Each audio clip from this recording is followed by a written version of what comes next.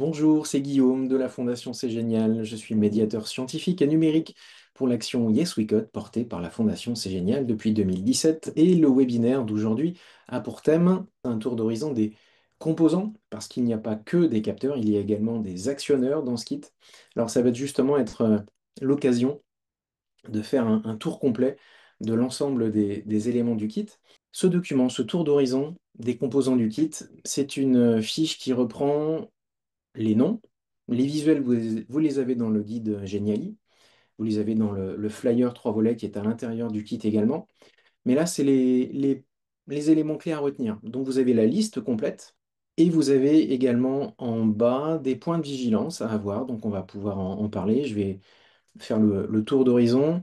Sur le côté gauche, vous avez un P, point de suspension, donc pour la broche, P0, P1, P2, etc. Ou bien sur la broche I2C, un indicateur de où relier ces différents éléments sur le shield bitmaker, et puis des triangles pour alerter votre vigilance sur soit la tension, soit les branchements, soit une vis de réglage sur le servomoteur à rotation continue.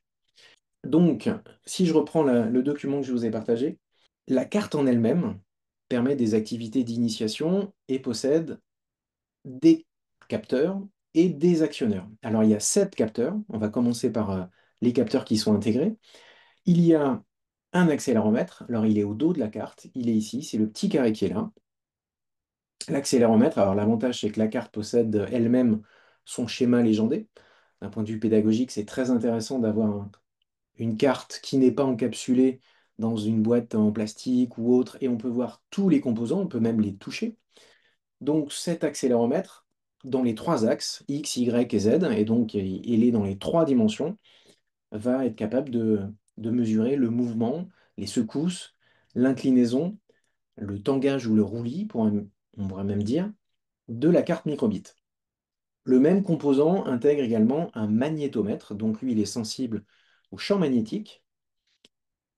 Ça peut vous permettre de déclencher des actions si vous vous approchez ou pas d'un aimant, si vous voulez faire une chasse au trésor.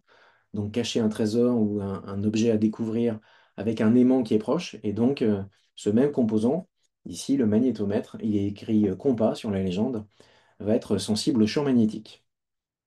La carte microbit dispose également d'un capteur de température intégré au processeur. C'est ce composant ici.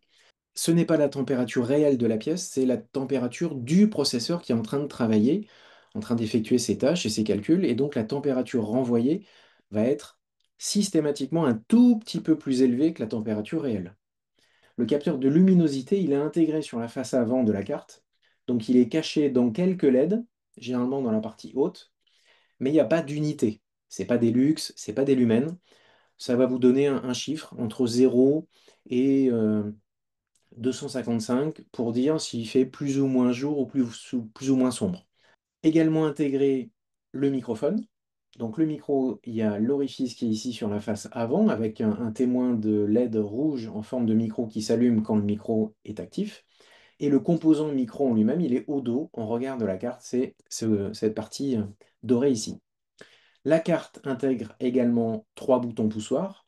Vous avez le bouton A sur la partie gauche, le bouton B à droite et le bouton Reset ici derrière. Donc les boutons permettent de déclencher une action. Le bouton Reset va redémarrer le programme à partir du bloc au démarrage. Le bouton Reset ne fait pas une restauration d'usine de la carte, il n'y a pas de programme par défaut qui peut être préchargé. Pour terminer ce tour d'horizon des capteurs, la carte intègre ici un logo capacitif, donc le logo microbit, il est capacitif, donc vous pouvez simplement au toucher déclencher des actions. La carte microbit possède également deux actionneurs, soit de la lumière ou du son. Donc ici sur la face avant, 25 LED rouges. Donc on a une matrice de 25 LED sur un carré de 5 sur 5 qui peuvent être programmés individuellement pour s'allumer comme vous voulez, afficher des icônes, des chiffres, des lettres. Et puis le haut-parleur qui est derrière, c'est le plus gros composant qui est à l'arrière de la carte, qui peut jouer des musiques ou des sons. Donc voilà pour le jeu de capteurs et d'actionneurs qui sont déjà intégrés dans la carte, ce qui permet, puisque vous avez 15 cartes dans le kit Yes We Code, d'effectuer déjà quelques relevés de température, de luminosité, jouer des sons, afficher des icônes, faire défiler les valeurs sur la matrice de LED. Donc il y a déjà de quoi faire en termes d'algorithmique de programmation. Si je prends ces composants un par un, je vais commencer par le capteur de CO2, température et d'humidité. Donc son petit nom de code, c'est le SCD30. Donc ce capteur ressemble à ceci. Il y a deux vis de protection. Donc elles sont enlevées ici pour que vous puissiez voir même le composant qui effectue, il est soudé à la carte. Donc la mesure de CO2 se fait par cette partie ici. Vous avez même un voyant ici qui clignote en jaune toutes les 2 secondes. Et vous avez ici un petit carré qui est le composant qui mesure la température et l'humidité de l'air. Ce capteur, il est à brancher obligatoirement sur le port I2C, sur la broche I2C. La mesure de CO2, donc elle est exprimée en ppm, en parties par million. Il effectue une mesure toutes les 2 secondes. Donc inutile quand vous programmez cet élément de faire une mesure en continu, parce que de toute manière, la valeur ne va pas changer avant 2 secondes, avant le prochain relevé. C'était donc le capteur, ici, le capteur de CO2 et de température et d'humidité de l'air.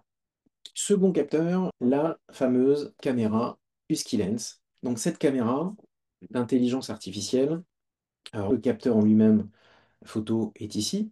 La puce de traitement d'intelligence artificielle, elle est là. Et vous avez 128 mégas de mémoire intégrée. C'est le composant qui est ici. Au dos de la caméra Husky Lens, vous avez un écran qui va vous permettre de voir en temps réel les différents éléments que vous voulez apprendre ou suivre. Cette caméra, il faut forcément qu'elle soit alimentée par au minimum 3,7 volts. Donc vous avez ici une broche micro USB. Donc vous pouvez utiliser un des câbles fournis dans le kit pour l'alimenter de manière séparée, en complément de la carte. La carte microbit, vous voyez ici qu'elle a besoin de 3 volts. Donc dès qu'une alimentation arrive par la broche micro USB, de toute manière, ressort du 3 volts. Donc, en théorie, c'est insuffisant pour la caméra Husky Lens. Il se trouve que quand on fait le branchement d'ajouter la carte sur l'extension BitMaker, qu'on branche la caméra Husky Lens, donc sur le port I2C, ici, il y en a un seul de ce côté-là du shield BitMaker, et vous voyez que la carte microbit, elle est avec la matrice de LED vers l'avant. La caméra Husky Lens va malgré tout pouvoir être alimentée si vous passez par la carte microbit avec l'interrupteur ici de l'extension BitMaker sur la position 3 volts. Je vous fais quand même ce branchement-là pour que vous puissiez le voir, ça sera plus parlant. Donc vous voyez ici, quand j'allume la carte, mon interrupteur ici est allumé en bleu.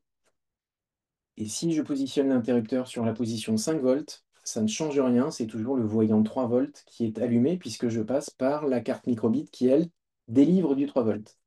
Si j'allume directement l'extension BitMaker, à ce moment-là, ici, j'ai bien mon voyant, je pense que vous le voyez à la caméra, ici du côté gauche, qui est allumé en vert parce qu'il est sur la position 5 volts. Si je le mets sur la position 3 volts, j'ai bien le voyant qui s'allume à droite pour indiquer que c'est du 3 volts qui va alimenter le reste des broches. La caméra Husky Lens, donc, à part la tension, d'être vigilant sur ce point-là, 3,7 volts minimum, et puis donc les différentes fonctions que l'on aura l'occasion de voir lors du prochain webinaire qui sera dédié à l'intelligence artificielle, et c'est le jeudi 6 novembre. Donc je ne rentre pas plus en détail sur le fonctionnement de la caméra Husky Lens. Vous avez également présent dans le kit un capteur de couleur. Alors le capteur de couleur a évolué depuis l'an dernier parce que le fabricant a changé. Donc le capteur a évolué. L'ancienne version n'est plus produite. Donc vous avez un petit composant ici au centre qui va détecter la quantité de rouge, de vert et de bleu directement sur l'objet qui est face à lui. Donc c'est pour ça qu'il y a une petite mousse, parce qu'en fait vous allez directement poser ce composant, ce capteur, sur l'objet dont vous voulez mesurer la quantité de rouge, de vert, de bleu. Donc il va vous renvoyer trois valeurs, une pour le rouge, une pour le vert, une pour le bleu, avec trois nombres entre 0 et 255. Ce capteur également a besoin d'être relié sur la broche I2C. Donc, puisqu'il n'y a qu'un seul port I2C sur l'extension, alors que l'on a et le capteur de couleur, et le capteur de CO2, et la caméra, c'est pour ça que dans le kit figure ici une rallonge qui va vous permettre de brancher ces trois éléments simultanément en I2C, puisque c'est le seul port qui peut être utilisé pour ces différents composants. Je passe à la suite des composants qui, cette fois-ci, vont pouvoir être branchés sur une broche au choix. Vous avez P0, P1, P2, P8 ou P15 sur cette extension BitMaker. Il y a le capteur de mouvement pire, c'est celui-ci. Et vous avez, sous ce petit capot protecteur, correspond un peu à une lentille de Fresnel. Donc elle va répartir ici le, le champ du rayonnement infrarouge qui est émis par le composant. Parce qu'en fait, il dresse une carte infrarouge avec des milliers de points. Et donc, il va faire une cartographie infrarouge de ce qui est devant dans un certain rayon d'action, quelques mètres. Et si il y a une variation de température, bah, c'est comme ça qu'il va pouvoir détecter qu'il y a un mouvement. Alors, ce composant, ce cache en plastique, permet d'une part de protéger et puis d'augmenter le rayon d'action du capteur. Donc, il renvoie une valeur vrai ou faux. Est-ce qu'il y a un mouvement ou est-ce qu'il n'y en a pas? Et il faut attendre quelques secondes avant de pouvoir solliciter de nouveau le fait de savoir s'il y a un mouvement ou non. Je passe au capteur suivant, qui est le capteur d'humidité du sol capacitif. Alors, je vous invite surtout à faire des relevés de valeur pour l'étalonner et pour voir quelle est la valeur quand on est dans l'air, quelle est la valeur quand on est dans un verre d'eau, et puis ensuite dans le sol dont vous voulez mesurer l'humidité. Mais vous pouvez le laisser dans le sol. Il ne va pas s'oxyder puisqu'il est protégé. Un autre grand classique des capteurs, c'est le télémètre à ultrasons. On le trouve à l'avant du robot McQueen, par exemple. Et là, on peut l'utiliser de manière indépendante, donc sur une des broches P0, P1, P2, etc. Et il est composé ici de j'aime bien appeler là, les deux petits yeux du robot Wall-E. Un élément qui émet des ultrasons, l'autre qui reçoit ces ultrasons. Le télémètre, il renvoie le délai, l'écart entre l'émission et la réception des ultrasons. Et ensuite, si vous allez regarder le code en Python, vous allez voir que même en Python, il y a une conversion du délai par rapport à la vitesse du son pour faire le calcul et donc en déduire la distance. Mais ce n'est pas un capteur qui mesure immédiatement une distance, il mesure un délai entre l'émission et la réception du signal ultrason. Mais ce télémètre à ultrasons, donc il peut vous indiquer une distance en centimètres. Alors la fiabilité, c'est 3 à 4 centimètres. En dessous, quand on est collé, c'est compliqué de mesurer un aller-retour si vous êtes collé aux deux capteurs. Donc il faut plutôt imaginer 3 à 4 centimètres au minimum et jusqu'à 2,50 m. Autre capteur, le potentiomètre. Donc lui, vous pouvez le faire varier. Sur, euh, sur une extrémité, il va renvoyer la valeur 0. Et de l'autre côté, il va renvoyer la valeur maximale, qui est en théorie 1023. Dans la pratique, c'est pas forcément toujours 1023, mais vous allez pouvoir faire varier comme ceci une intensité lumineuse, une intensité sonore, faire varier et transformer des valeurs. Là, comme il renvoie des valeurs entre 0 et on va dire 800 ou 900 ou 1000, vous pouvez tout à fait aussi, par les instructions mathématiques, faire un produit en croix pour la transformer en une autre valeur, par exemple une plage entre 0 et 255 pour faire varier la luminosité des LED. Donc vous allez convertir cette grande plage ici entre 0 et 1000, l'adapter pour la convertir en une plage qui sera plus petite, réduite entre 0 et 255, pour faire varier les LED. Voilà les capteurs complémentaires qui sont contenus dans le kit Yes We Code. On passe maintenant aux actionneurs. Les actionneurs, c'est donc la lumière ou le mouvement. En premier, je vais commencer par l'afficheur LCD. Donc, il permet d'afficher du texte sur deux lignes, 16 caractères au maximum. C'est bien sûr le port I2C que cet afficheur doit être branché, obligatoirement. Et si vous le reliez avec l'extension BitMaker fournie depuis 2 ans, il faut bien laisser l'interrupteur ici à l'arrière sur la position 3 volts. Si vous le mettez sur 5 volts en étant alimenté par la carte microbit, vous ne verrez pas grand-chose. L'afficheur LCD, il est quand même très pratique pour afficher ne serait-ce que la température, puisque la température mesurée par le capteur de température ici, il y a les 3 chiffres, 4 chiffres même, je crois, après la virgule. Donc, si vous le faites défiler sur la carte microbit, on n'a pas le temps de voir grand-chose, alors que si vous l'affichez sur l'afficheur LCD, là, pour le coup, on a même tout le loisir d'écrire température sur la ligne du haut et la valeur mesurée sur la ligne du bas. On peut même indiquer le taux de CO2, la température et l'humidité. Il y a la place d'écrire toutes ces valeurs. Un autre actionneur avec une petite particularité, pour les deux d'ailleurs qui vont suivre, ce sont les servomoteurs. Donc il y a 2 servomoteurs dans le kit. Servomoteur angulaire. Le servomoteur angulaire peut varier entre 0 et 180 degrés en théorie. Donc ici, on aurait cet élément. Alors vous en avez plusieurs dans le kit, hein. Vous pouvez les positionner comme vous le souhaitez. Et puis il y a des trous si vous voulez mettre des ficelles pour déclencher une action de levier.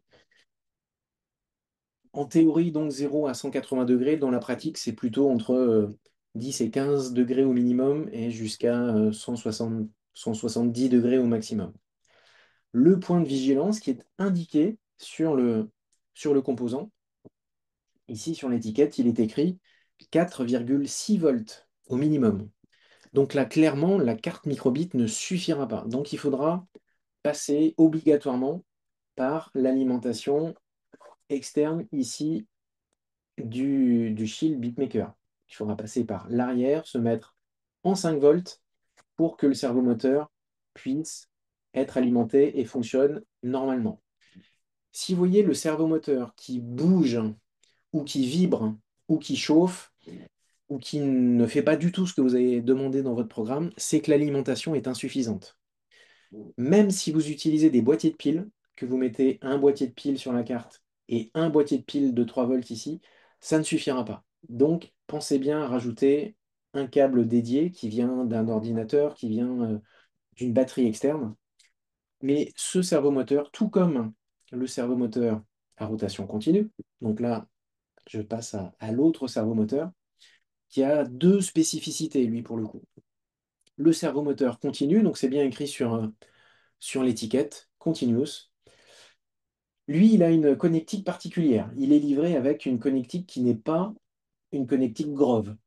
Donc, on a demandé à notre fournisseur et partenaire, A4 Technologies, de nous fournir, il est dans le kit, un câble spécifique. Donc là, vous avez tout à l'écran, et le servomoteur, et la connectique que vous allez pouvoir utiliser pour le relier à l'extension BitMaker.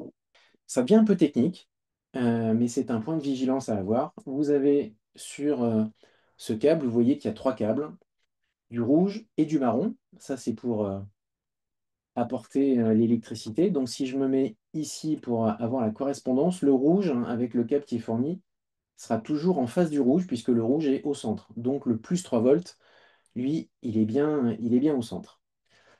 Par similitude de teinte de couleur, il va falloir relier le câble marron au câble noir. Ce sera le côté négatif. Et ici, le câble qui va transmettre les données, donc là, le câble orange, va être relié ici au câble jaune. Le servomoteur angulaire, lui aussi, possède 3 fils. Et quand on regarde où il est branché, ben, le câble de données, il est à l'extrémité. Et quand vous allez l'utiliser, ici, je me suis mis en P15, il va falloir être vigilant à lequel des 2 câbles vous avez utilisé. Est-ce que vous avez relié le cerveau à rotation continue en passant par le fil jaune ou est-ce qu'il est relié en passant par le fil blanc? Vous voyez qu'ici, sur la prise Grove, j'ai les 2 câbles, le blanc et le jaune. Mais comme je me suis relié en P15, si vous regardez attentivement, si vous avez le matériel sous les yeux ou si vous regardez de nouveau ce webinaire, vous pourrez vérifier que le câble jaune arrive bien en P15, mais le câble blanc, juste au-dessus, il est écrit P16. Donc, Ici, c'est bien la broche P15, celle qui est marquée en gros, qui est la broche extérieure, comme si j'avais utilisé le cerveau continu dont le câble arrive à l'extérieur. Il n'y a pas de connexion ici à l'intérieur. Mais si j'avais branché mon cerveau à rotation continue sur l'autre connectique qui utilise le câble blanc, celui-ci arrive à l'intérieur et ça correspond à la broche P16. Donc très souvent, quand il y a une problématique avec les servomoteurs, il faut vérifier et la broche et la tension. Et puis le dernier point de vigilance, c'est la vis de réglage. Et pour cela, dans la programmation, il faut envoyer par votre programme une indication de vitesse à 0. Donc vous donnez l'ordre au servomoteur continu de ne pas bouger.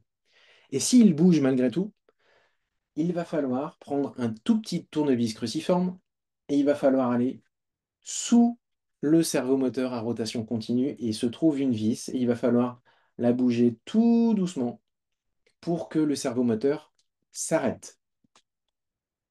Donc ça, c'est à faire une fois. Et normalement, la vis, elle bouge plus. Mais c'est un paramétrage qu'il va falloir effectuer pour être sûr que le servomoteur fonctionne normalement. Voilà pour les servos. On vérifie la tension, on vérifie bien la broche. Et puis, si c'est le cerveau à rotation continue, la vis de réglage à utiliser une première fois.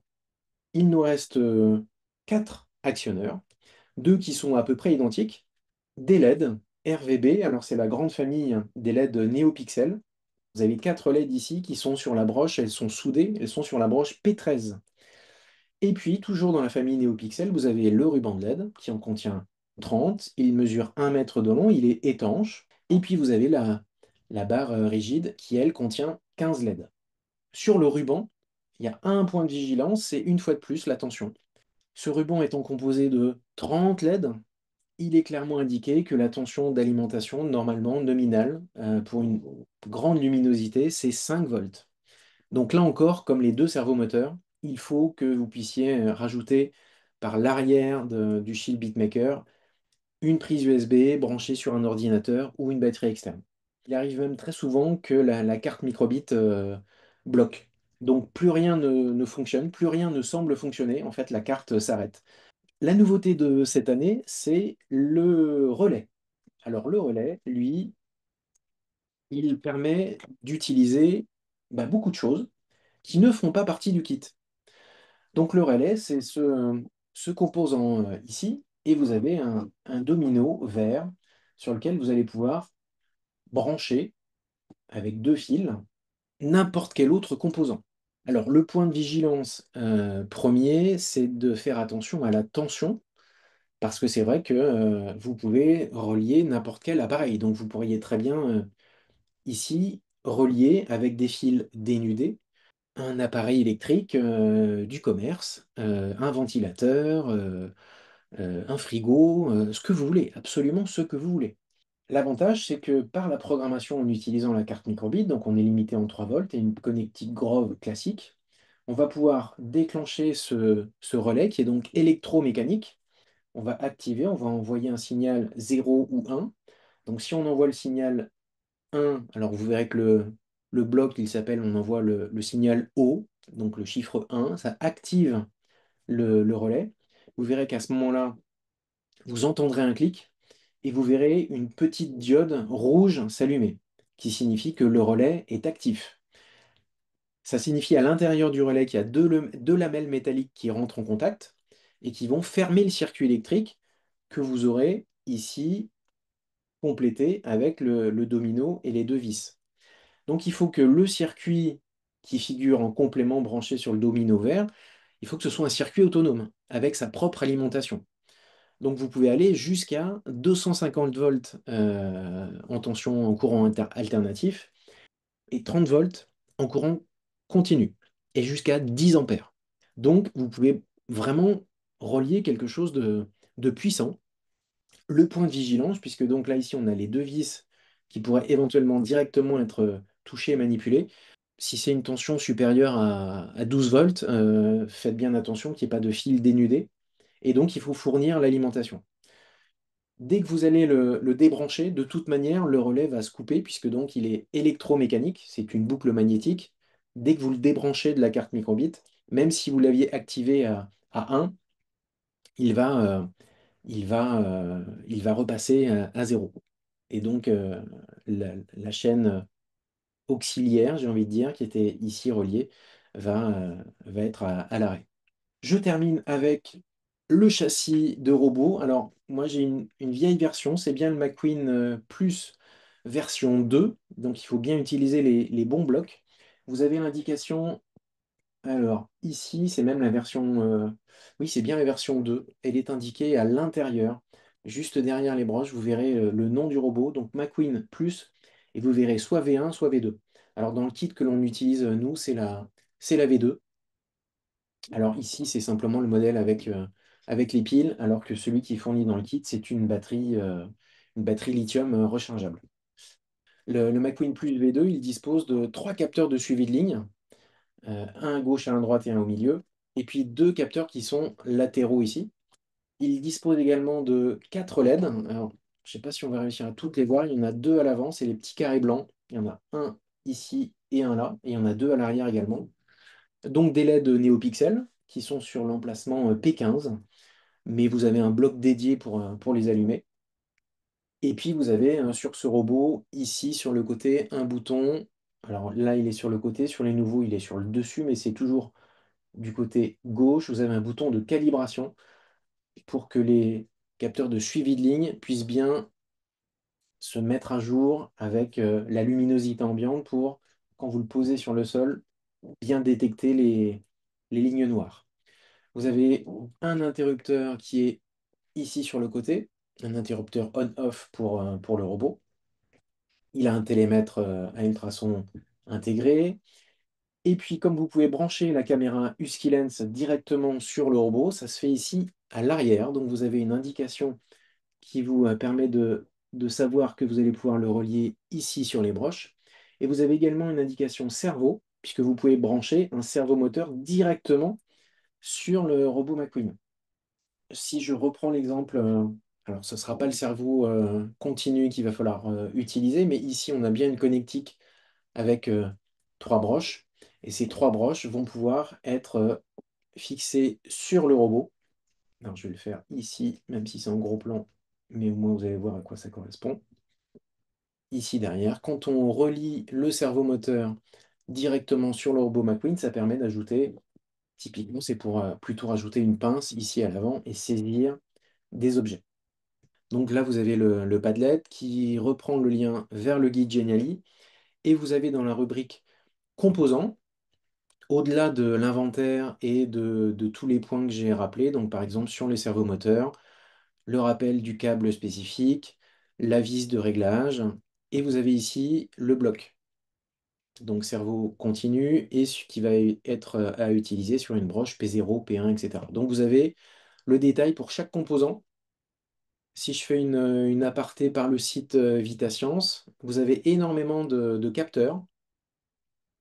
Et donc, pour vous y retrouver, si par exemple, je voulais utiliser le capteur d'humidité du sol, donc je tape humi dans la zone de recherche ici, et dans mes capteurs, ben, je n'ai plus que les capteurs d'humidité. Alors, il y en a plusieurs. Et comme nous, on a un capteur d'humidité capacitif, au survol du bloc, vous allez bien retrouver la photo. Ce ne sera pas le capteur d'humidité qui, lui, peut s'oxyder, mais c'est bien le capteur capacitif. Donc veillez bien au survol. Vous avez et la photo et vous avez une indication des valeurs qui sont renvoyées et des branchements. Veillez aussi dans la zone de recherche à effacer, puisque là, j'ai plus beaucoup de blocs. Donc en effaçant ma recherche, je vais tous pouvoir les retrouver. Merci pour votre présence à toutes et tous. Merci pour vos questions. Merci d'avoir été présents et nombreux. Merci beaucoup.